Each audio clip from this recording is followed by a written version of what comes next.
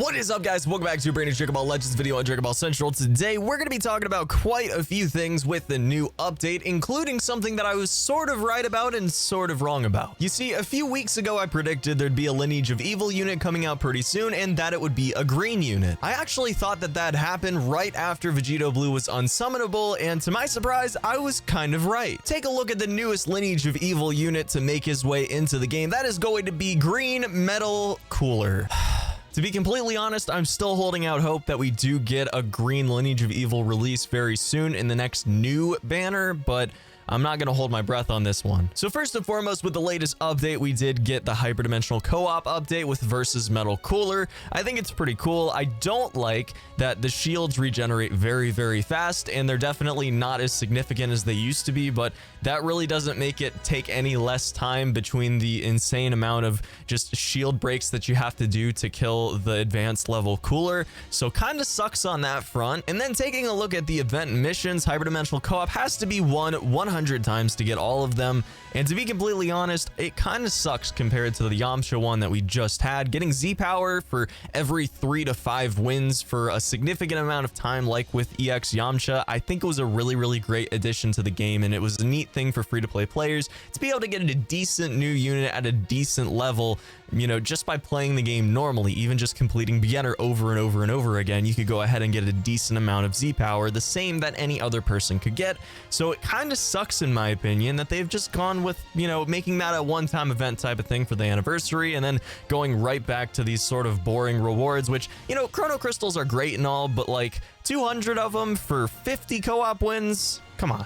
Really? Now, I don't want to just complain in this video, so we're going to go over something that's actually pretty positive in my opinion. Legend Summer Adventure 2020. Now, usually, if you guys have done any of the adventure missions in the past, you know it's a bit of a grind. You have to go through and get a ton of these adventures and just do them over and over and over again. Sometimes you even have to set alarms to make sure you're getting a certain amount of them every single day completed, because otherwise you wouldn't be able to get the last missions done in the allotted amount of time, which usually isn't very long. Well, in this case, they've decided to go ahead and make it very achievable. The rewards are less for sure, okay? No doubt in my mind, you're getting a lot less out of the amount that you're putting into it, but the fact of the matter is you're not gonna have to put much into it to get all of the rewards, which just so happens to be 200 chrono crystals and 4 of the summon tickets for the newest banner, which is really solid in my opinion. So first and foremost, as you can see, you're gonna be getting these as just login rewards, these 23-hour adventures, which definitely give you a huge amount of watermelons. And then in addition to that 23-hour adventure, which you're gonna be getting for, again, login rewards on a regular basis, you know, not every single day. I noticed that there are some days where you're getting other things, but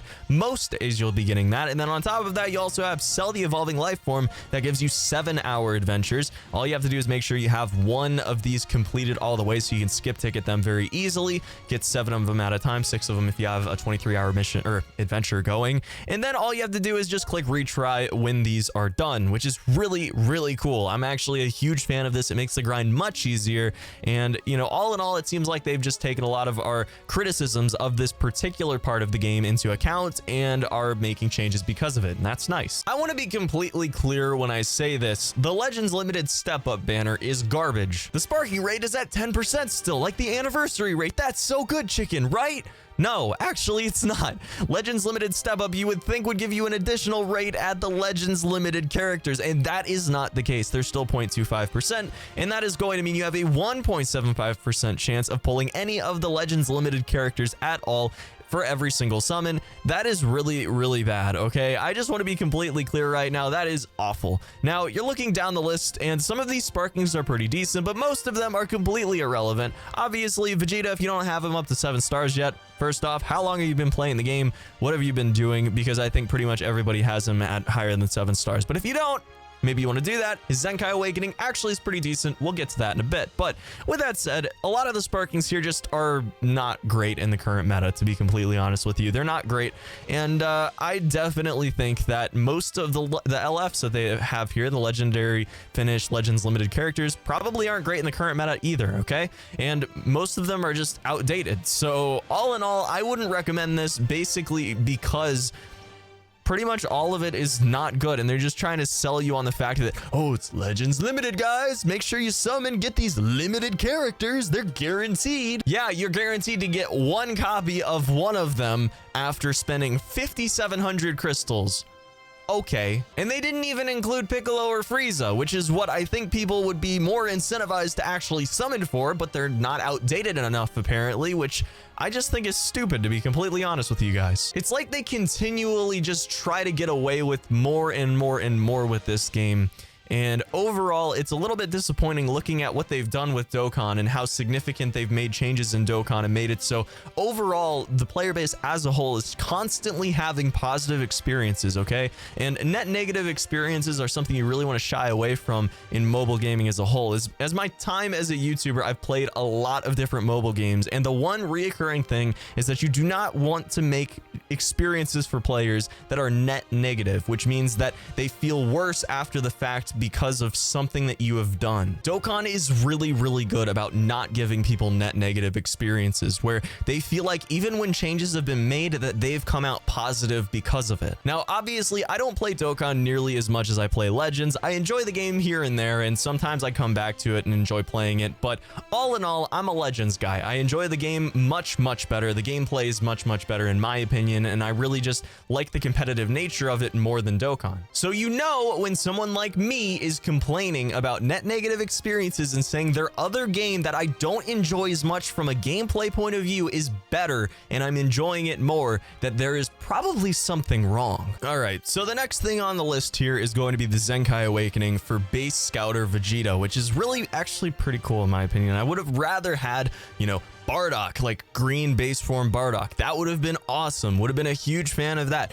Any other green character like Tail Vegeta or Golden Frieza or really any other anything green, okay? Anything green that would have been at the current level as far as the power creep is concerned to check Vegito Blue would have been much appreciated, but unfortunately they've just chosen yet again to not do that, and I don't know why. But with that said, we're gonna go over exactly how good this Vegeta is. All right, fully maxed out, limit broken to 14, totally awakened, you are going to have almost 290,000 blast attack on this Vegeta. That is insanely good. Also, pretty solid defenses, and the strike attack definitely leaves a little bit of room to be desired, but I still think that it's pretty decent for a blast unit overall. The main ability is now going to give you even more blast damage inflicted for 30 timer counts, which is really solid. I definitely like the buffs that you're going to be getting on this character. None of them look amazing by themselves. They look good enough, but not amazing. But when you add them up all together, things start to get a little bit out of hand, a little bit crazy pretty quick. Add to that the fact that the Zenkai ability 4 is going to be absolutely busted. Element purple tag saying characters are going to get 40% strike and blast attack and 35% strike and blast defense.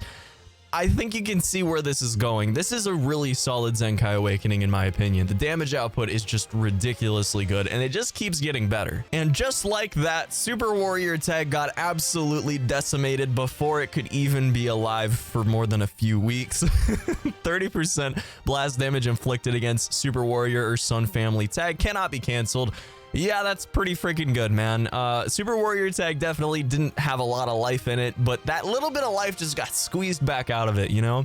On top of that, you're also going to see character Nappa is defeated, going to give you a nice 20% health heal there. That's going to be nice. I don't think that it's going to come into play very often, if I'm being honest, because Nappa probably isn't going to be that relevant very often, but we'll have to see. I know there was a Nappa that came out that was a free-to-play one that you could grind out while I was gone, while I was, you know, not playing the game, so I'll have to look a little bit into that one, but otherwise, I don't think Nappa's going to get played very often, so this probably won't see a whole lot of usage, but still, the first part of this Cruel Invader unique ability is really solid. After 45 timer counts, you're going to have Strength of the Super Elite totally into play. That's going to increase your arts card draw speed by 1. It's going to increase your damage inflicted by 30%, and it's going to -5 your blast arts card cost, which again, just sort of doesn't seem all that amazing by itself, but once you stack it on top of everything else, it just gets to be really unmanageable if you're opposing this Vegeta. It's very, very good in my opinion. And it gets even better when you have 2 allies defeated. 30% additional damage inflicted, and then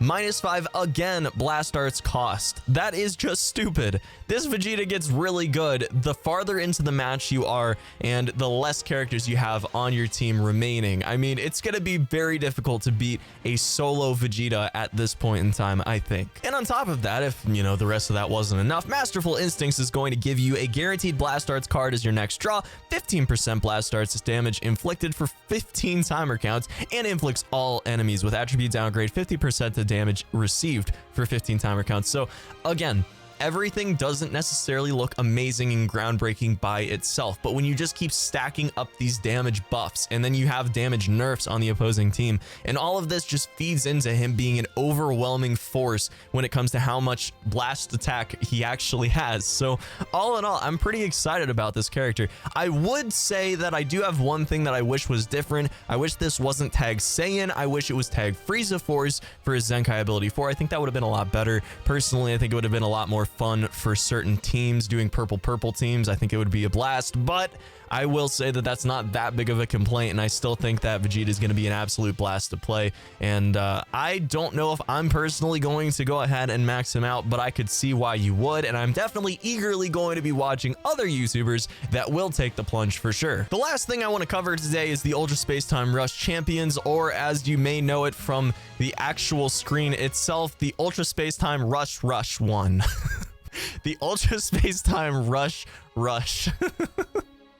Anyways, there's going to be 30 fights, and you're going to have to go ahead and knock them out, and that is going to give you a decent amount of rewards, actually. You're going to get a 200 multi-Z power for 4 stars or below, which is a neat condition to have on that for getting to Z rank, which is completing all of them since you get 200 points per round.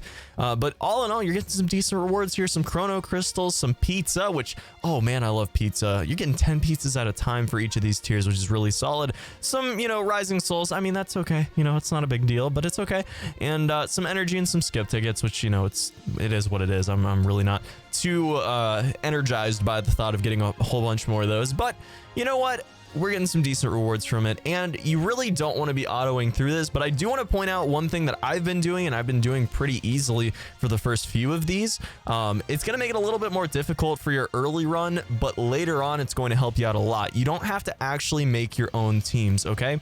Since there's no actual challenges for this, just defeat all opponents is the challenge, which, you know, obviously if you win, you're going to be defeating all the opponents, so that's kind of a given. But with that said, if you go ahead and set this up so your conditions, your battle member settings, and your support member settings are exactly what I'm doing right now, so make sure it's for challenges. Usually you're going to want to do that, but now it doesn't really matter. And then designate the minimum level as 4,000. In my opinion, that's going to make it the best for your early levels. And then on top of that, you want to make it so you're not using support members, again, at least for the early levels. Maybe as you get later on, it's going to be more difficult. Haven't really looked into that too much, but in the early levels, you're going to want to use the lowest you possibly can as far as your overall power is concerned. The things from the bottom of the pack that really aren't that powerful. Maybe you haven't even slow boosted them or anything like that. Maybe they're not even max level, but you want to use those early on because that's going to leave your heavy hitters for the later on stages, which are extremely important to have because you do not want to get to 25 through 30 and not have anything left to actually fight them with, because these guys are powerful.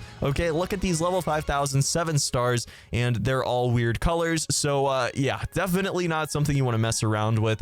And make sure you just keep everything sort of stocked up for those later rounds. I'll probably let you guys know in a future video exactly how well that strategy works out overall, but the first 5 rounds have gone pretty well for me, so I'd imagine later on it's probably going to be similar. It just makes the early rounds a little more difficult, but that is going to save you later on when you don't have very many options in these final matches that are extremely difficult anyways. To be completely honest, I really have to give them props on this because it feels like a one-time challenge. It feels like the Ultra Space Time Rush originally did, but more of something you have to strategize for as a one-time situation, and then you're just going to gradually move yourself up the chain. And I really do appreciate that. It's something that, you know, works in tandem with the Ultra Space Time Rush that usually is autoed through most of or all of the way and gives you a decent income of crystals every month, but it's going to be more of a challenge mode, something you actually have to manually play. And just like Dokkan, I want to have stuff to do in this game. I want to feel overwhelmed with content, stuff that I can choose to do whenever I'm actively playing the game, and I really do appreciate that, so props to them for that. But that's gonna be it for this one, guys. Let me know what you think of this latest update down in the comment section below. Are you guys still holding out hope for a green LOE unit like I am? Because I have not lost hope, but I am a little more concerned than I was, admittedly. So I will see you guys very soon for the next one. Again, have a fantastic day, and until then, guys, peace.